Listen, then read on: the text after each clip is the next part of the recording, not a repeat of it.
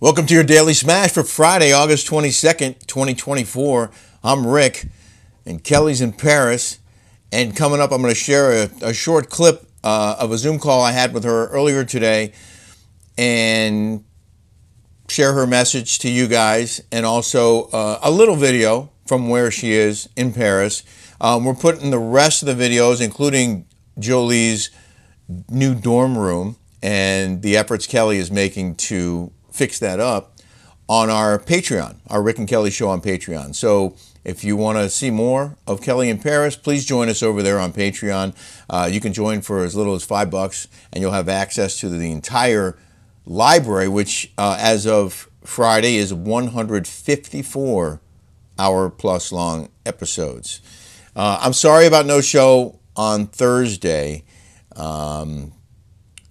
The truth is, I had to run errands right after work, and then I had something I had to do. I had a commitment that I had made, and by the time I got home, it was just too late to do a smash. So I couldn't get it done. I mean, I have very busy days. I'm wearing my shirt and tie and my shorts because the studio downstairs is all lit up. I did my afternoon show already, and this is a little break I have because I'm also working this evening, offering insights and opinion on the speakers at the Democratic National Convention. This is the final night of the DNC. It's Thursday night right now as I record this. So I'm working double duty, and it's been a busy week, and not having Kelly here kind of throws me off schedule anyway. So anyway, I'm sorry, but you get a smash now. And I did speak with Kelly earlier today, as I mentioned, and here's a little clip from that. So I managed to get you on Zoom for the first time since you left me for our smashers. I just wanted you to, say hi and Hi, smashers. Saw some of your comments. I quit looking at them because I'm on a different time zone and I was rushing out of here, but hi. Are you enjoying Paris? I've ran out all my money. Oh, you got some euros. No, that's it. I ran out of money. You did? Swear to God. You have to go to the bank, right? Don't you have to open her an account? I don't know how I spent all that money. I think I lost it. Oh, come on now. God, I'm exhausted. All right, I'm going to let you go, baby. I know you've had a really long day. Oh, I have some in here. Yay! Yeah, there it is. I love you, baby. I love you too. And she sent me a couple videos about where she's staying. It's a really nice area. Here's one of them. Wait, so the top floors were for the servants? Yes. And then this was for The second and the fifth floors were always for the nobles. You can see here the second floor and the fifth floor have balconies around them. So they were considered more like for the richer people, aristocrats, but the upper class people. So they'd have higher ceilings, they'd have a balcony. They usually have the servants they'd have interior staircases that would let the servants go upstairs to their rooms. And then the third and fourth floors were more for normal people. Right? So this is a typical Haussmannian architecture. This building is the same architecture developed by that guy that lines all the great boulevards and now the classic architecture. But wait, what was his name again? Haussmann. Haussmann. Osman. I love you guys teach me all this stuff. If you look here, this is quite interesting. This boulevard tore down a bunch of old Paris. Look at the end of the street. There's like 4, 5, 7 steps that go up to the next street. Oh yeah, I see that. That's old Paris. Up those stairs, that's Paris from the Middle Ages. Like Notre Dame is like Gothic. It's Gothic, yeah. But this is when you go up here, the streets are narrower. They're walking streets. They're whatever.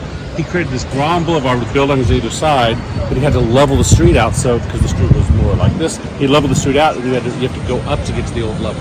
So this is New Paris, 1800s. That's Old Paris, 1600s, 1500s. Oh my God, that is so fascinating. Yeah. I find that so fascinating. Yeah, it's pretty cool. Thank you. And here's a quick peek at Jolie's new dorm. Oh. This, and then you put it out like so. I've never used one of these in my life. And then I'll go like this. And then like this. Like this. And then you're kind of, Yeah, and then you can iron. Do they have like wash and folds here? wash and folds? I think they do, yeah. I think they do. I like this. So you can get the rest on the Rick and Kelly Show on patreon.com. And we would love to welcome you as a patron. I also wanted to mention that Pickleball Party Town, our incredible home in Palm Desert, is available for next February, March, and April, the 3 best months to be in the desert. Weather's perfect. You have the tennis tournament in March, and you have Coachella and Stagecoach in April. And February is just really nice there, especially if you're in a cold place in the wintertime. So our website's up and running, picklepartyhouse.com. You can go to picklepartyhouse.com, and there's a link to take you to our Airbnb. It is a 28-day minimum because that's the rule where our house is located. So you have to rent it for a month, but if you mention that you're a smasher, we'll extend a discount your way off the price that's listed there. We got a lot of comments from you, and thanks to all of you who said I did a good job hosting by myself here on YouTube. Thank you for that. A lot of people also weighed in on Kelly's bag situation. She had the worst time when she got to the airport, and I blame myself in part because our scale broke, and I didn't get a new scale in time to weigh all the bags, and I didn't realize that you can't have more than 70 pounds in any one bag, at least not on the Delta flight that she was checking on into, and I didn't realize how much those overage fees would be. She thought that bringing a 5th bag, because you get 2 each, just paying for a 5th bag would have been more cost effective, and she was right. In the end, it would have been.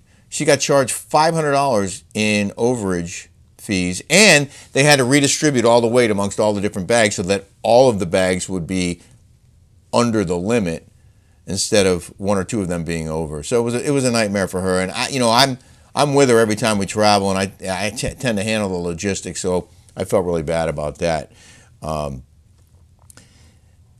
Nikki Venable, 73, wrote, "Why are people so offended when you mention politics? Politics is in everything. Government is in so many facets of our daily life. The food we eat, the roads we drive on, etc. I'm sick to death of the direction this country is taking, but damn it, we have to be able to talk about these things and act like adults. For too long, life has been so good in America, and we've been able to live happily without the intrusion of too much government.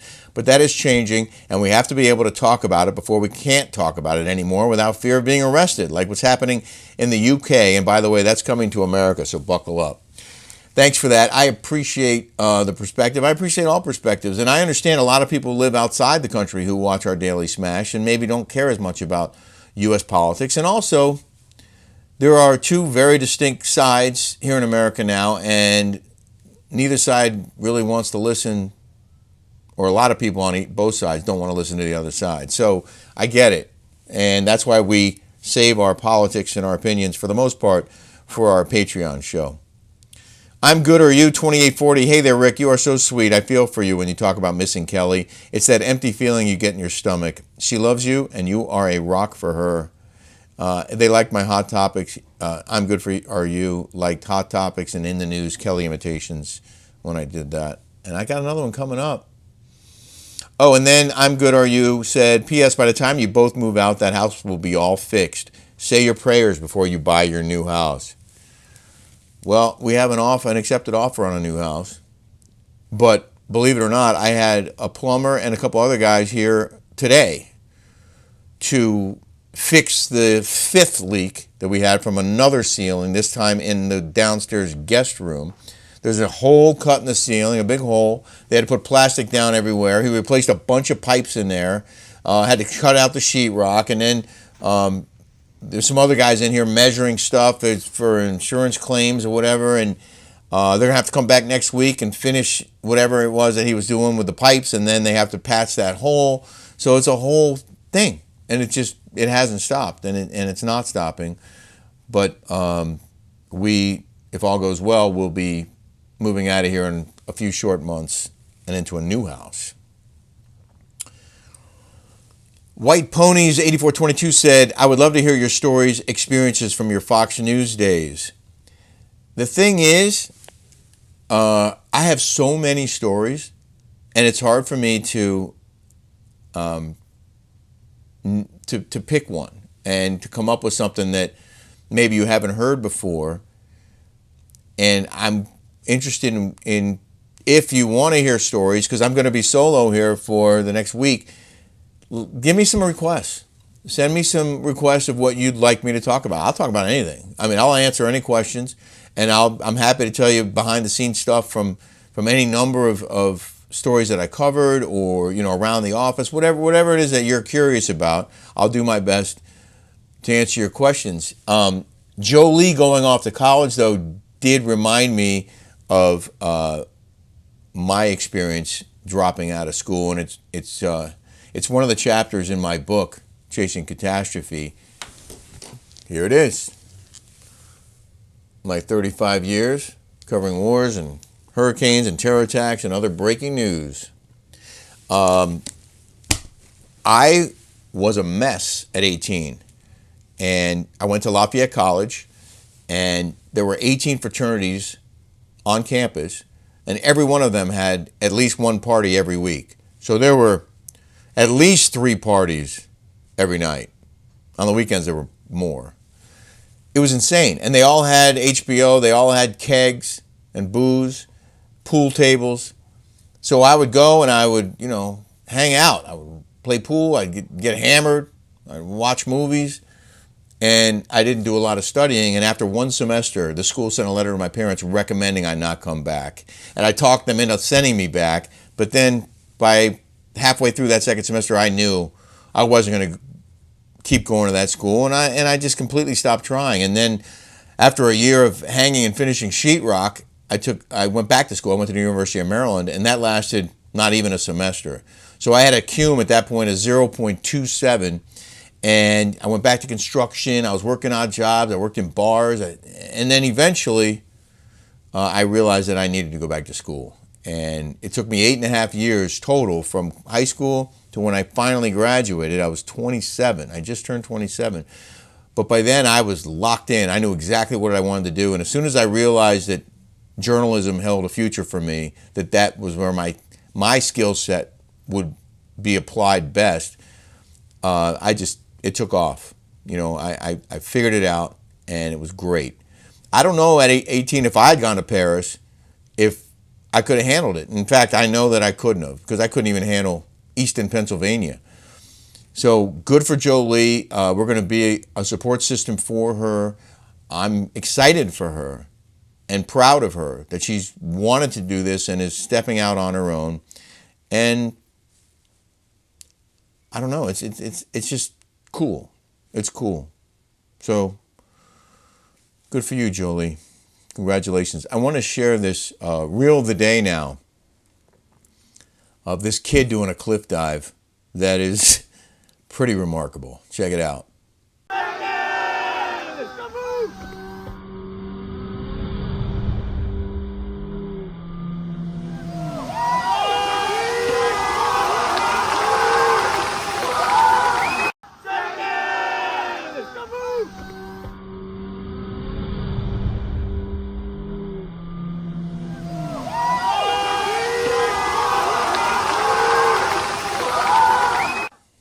Would you do that?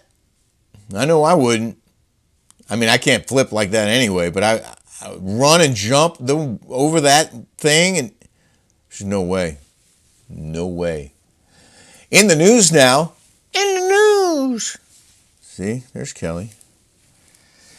I never heard of this guy before. The Burger King cook, Kevin Ford, who I guess he became an internet sensation when he received a pretty mediocre gift from Burger King after never missing a day of work in 27 years. That went viral.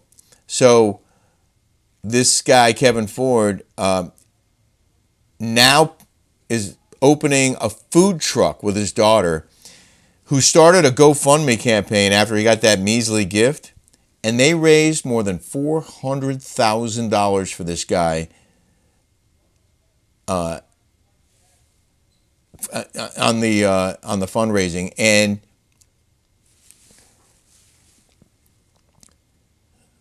they raised more than $400,000, and Kevin Ford bought a house, he bought a pickup truck, and he bought this trailer that has a kitchen. It's fully equipped, and now he plans to run his own business out of that trailer. And this is after almost 30 years at Burger King. And good for him, good for him, and good for everyone who contributed to make this possible.